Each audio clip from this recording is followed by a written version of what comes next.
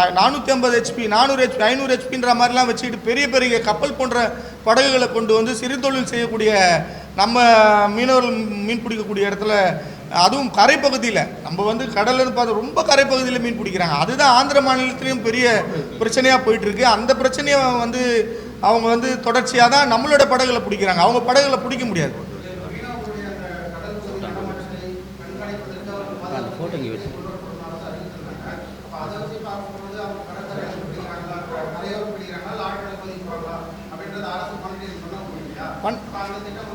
பண்ணுறாங்க சார், பண்ணியிருக்காங்க. அவங்க அதே செஞ்சாலுமே கூட நம்ம சென்னை, திருவள்ளூர், காஞ்சிபுரம் மாவட்டத்தை சேர்ந்த விசைப்படகுகளில் வந்து நம்ம வந்து குதிரை திறன் வந்து அரசு என்ன நிர்ணயிச்சிருக்காங்களோ அதை வச்சு மீன் பிடிக்கிறோம். அதனால் வந்து அவங்களால நம்மளை ஈஸியாக பிடிச்சிட முடியும். இவங்க 400 HPக்கு மேலே வச்சுருக்கிறதுனால அந்த நேவியை விட ஸ்பீடாக போகிறாங்க, கோஸ்ட் கார்டை விட. அவங்களோட படகு பிடிக்க முடியல. கரைப்பகுதியில் இழுக்கிறாங்கன்னு தெரிஞ்சாலுமே கூட அவங்களோட படகுகளை வந்து நம்மளால் பிடிக்க முடியலன்றது தான் ஒரே காரணம். அதுக்காக ஒற்றுமையாக இருக்கக்கூடிய இந்த ஆந்திர தமிழக மீனவர்கள் மத்தியில் வந்து இது மாதிரியான பிரச்சனை ஏற்படும் போது அரசாங்கம் தலையிட்டு அந்த படகு எங்கள் படகுகளை பிடிக்கிறாங்க. அமைச்சர்கிட்ட 2-3 தடவை போய் நேரடியாக பார்த்து எங்களுடைய குறைகளையும் கோரிக்கைகளையும் சொல்லியிருந்தோம். அவங்க எங்களை அழைச்சி பேசி மாவட்ட ஆட்சியர் அவர்களையும் மீன்வளத்துறை ஆணையர் அவர்களையும் முழு டிபார்ட்மெண்ட் காவல்துறை எல்லாரையுமே அனுப்பிச்சி வச்சுருந்தாங்க. ஆந்திர மாநிலத்துக்கு போயிருந்தோம். அங்கே போய் நல்லபடியாக பேச்சுவார்த்தை நடந்தது. என்னென்னா நம்மளுடைய மாவட்ட ஆட்சியர் ஆணையர் அவர்கள் யாரையுமே அவங்க வந்து பேச்சுவார்த்தை நடத்திட்டு வந்துமே மதிக்கலைன்றது தான் பெரிய எங்களுக்கு ஒரு மன வருத்தமாக இருக்குது. ஒரு மாநிலத்திலேருந்து போகக்கூடிய IAS IPS அதிகாரிகள்லாம் போகிறாங்க. அந்த மாநிலம் வந்து அதுக்காகவாது எங்களோட படகுகளை விடுவிச்சிருக்கணும். எந்த விதமான செயல்பாடுகளும் இல்லை. எங்களுக்குமே என்ன கேட்குறோன்னா, அவ்வளவு மோசமான சூழ்நிலையை அவங்க ஏற்படுத்தும் போது நம்ம மாநிலம் ஏன் வந்து ஆந்திர மாநிலத்தில் பிடிக்கக்கூடிய மீன்களை வந்து இங்கே தடை செய்யக்கூடாதுன்ற கேள்வியை தான் நாங்கள் நம்மளுடைய தமிழக அரசுக்கு நாங்கள் கோரிக்கையாக வைக்கிறோம். அப்படி வந்து நம்ம வைக்கும்போது நாங்கள் மீன் பிடிக்குவாங்க போகிறதில்ல, உங்களோட பொருட்களை இங்கே கொண்டு வராதிங்க. அப்போ நாங்கள் பிடிக்கக்கூடிய அந்த கொஞ்சம் மீன்களாக இருந்தாலும் எங்களுக்கு உரிய விலை கிடைக்கும். அப்போ நாங்கள் வந்து அதில் அந்த பாதிப்புலேருந்து வெளியே வந்துடுவோம் இல்லையா? மீன் பிடிக்கிற மீன்களையும் இங்கே விற்பனை செய்யணும், நாங்களும் போய் மீன் பிடிக்கக்கூடாது, அவங்களும் வந்து இங்கே மீன் இதெல்லாம் வந்து ஒரு இதை கடந்த 50 ஆண்டுகளாக அண்ணன் தம்பியாக இருந்த மீனவர்கள் நாங்கள். அவங்க இங்கே வந்து மீன் பிடிக்கிறாங்க. கண்டிப்பாக சார், கண்டிப்பாக எதிர்ப்பு தெரிவிச்சிருக்காங்க. ஆந்திர மீனவர்கள் வந்து இங்கே நாங்கள் அண்ணன் தம்பியாக இருக்கோம், குடும்பமாக இருக்கோம், நாங்கள் இங்கே தான் எங்களோட வாழ்வாதாரம்.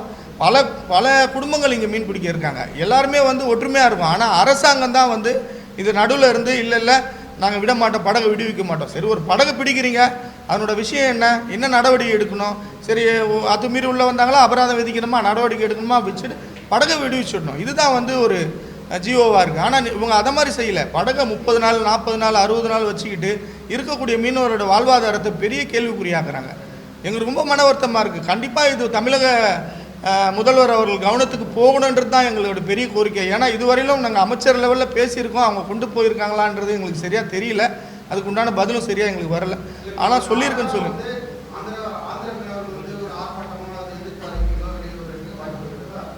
இல்லை, அந்த மாதிரி எதுவும் இல்லை சார். அவங்க தமிழ்நாடு இல்லை, ஆந்திர மீனவர்கள் பொதுவாக அங்கே இருக்க கரெக்ட் மீன்வளத்துறைக்கிட்ட போய் சொல்கிறாங்க, நாங்கள்லாம் சேர்ந்தது தான் வாழ்க்கை, நீங்கள் வந்து அவங்கள வந்து விடுவிக்கணும்னு. பட் ஆனால் அதுக்கு அதில் ஆட்சியர் தான் ரொம்ப கடுமையாக இருக்கிறதா சொல்கிறாங்க. மற்றபடி மீன்வளத்துறையும் நம்ம மீன்வளத்துறையும் ரொம்ப இணக்கமாக தான் பேசிக்கிறாங்க. அவங்க வந்து இல்லைங்க நாங்கள் பார்க்குறோம், நம்ம மீன்வளத்துறையிலேருந்து பேசும்போது எங்களுக்கு 2 நாள் டைம் கொடுங்க, திங்கக்கிழமை வரைக்கும். இப்போவும் திங்கக்கிழமை இன்றைக்கி வரைக்கும் டைம் கேட்டிருக்காங்க.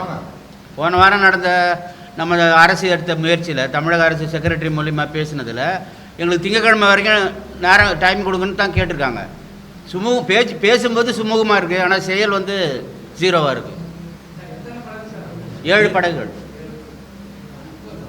கண்டிப்பாக. அதனால் வந்து எங்களோட படகுகளை உடனடியாக விடுவிக்கணும். விடுவிச்சுட்டு எப்பவுமே பாரம்பரிய முறையில் நாங்கள் அங்கே வந்து மீன் பிடிச்சிட்டு இருந்தோம். அந்த உரிமையும் வந்து பேச்சுவார்த்தை மூலம் பெற்றுத்தரணும்.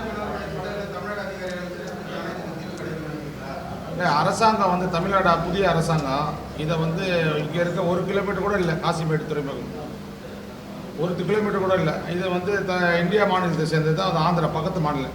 இந்த 7 விசைப்படகையும் வந்து தமிழ்நாடு அரசு இது வரைக்கும் முதல்வர் கவனத்துக்கு போகலன்னா இன்னும் ஆட்சி நடக்குது இங்கே. அதெல்லாம் சார் அதுதான் சார். இப்போ எங்களுக்கு வந்து அதிகாரிங்க வேலை செய்யலைன்னு சொல்லலை, அரசாங்கம் வேலை செய்யலை. அதாவது துறை லெவலில் நிதி அமைச்சரும் மீன்வளத்துறை அமைச்சரும் எங்களை அழைச்சி பேசியிருக்காங்க. பேசி நல்ல ஒரு தீர்வை கொடுக்கறது தான் அரசு அதிகாரிங்க பேச்சுவார்த்தை நடத்துனாங்க. அதெல்லாம் இல்லைன்னு நம்ம மறுக்க விரும்பல. ஆனால் முதல்வர் கவனத்துக்கு போனோம். ஏன்னா அந்த மாநில முதல்வர் வந்து நேரடியாக இதில் இந்த விஷயத்தில் தலையிட்டு இருக்காரு. அதனால தான் நாங்கள் வந்து நம்ம முதல்வர் பேசணுன்ற கோரிக்கையை ரொம்ப வலுவாக வைக்கிறோம் நாங்கள். ஏன்னா அவர் பேசும்போது ஒரு நல்ல தீர்வு கிடைக்கின்ற நம்பிக்கை இருக்குது எங்களுக்கு. என்னென்னா அவரை வந்து சந்திக்க முடியாத சூழ்நிலை இருக்குது, அவங்களுக்கு நிறைய வேலைகள் இருக்கும். ஆனாலும் கூட நாங்களும் வந்து நம்ம மாநில மக்கள் தான், எங்களோட குறைகளையும் அவங்க பார்க்கணுன்றது ஒரு பெரிய கோரிக்கையாக நாங்கள் வைக்கிறோம். முதல்வர் கண்டிப்பாக இதில் கவனம் செலுத்தி எங்களோட படகுகளை விடுவிக்கணும். அந்த மாநிலத்து முதல்வர்கிட்ட பேசி ஒரு நல்ல தீர்வை ஏற்படுத்தி எப்பவும் போல் நாங்கள் மீன் பிடிக்கிற அந்த பகுதியில் மீன் பிடிக்கக்கூடிய விஷயங்களை எங்களுக்கு செஞ்சு கொடுக்கணுன்றதை கேட்டுக்கிறோம். நன்றி. Thank you sir. தேங்க்யூ.